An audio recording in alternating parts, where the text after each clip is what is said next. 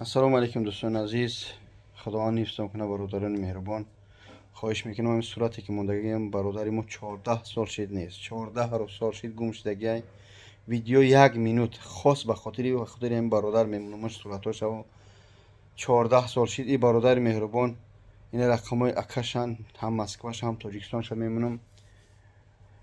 14 سال شد نیست. مادر در حالتی خدا نکنه صبر بتیا و شفای کامل بتیا در حالت مرگ.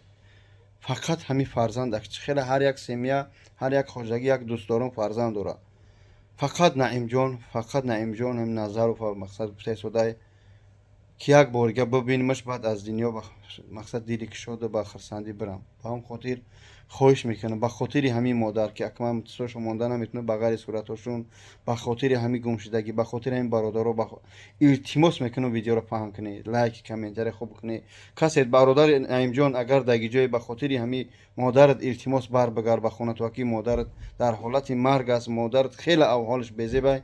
الله شاهد که چقدر جگرای آدم میریزه حالاتی که مادر میگیم در بستر بیماری فقط فرزند گفته است، جان نگفته است، پول مال نگفته است.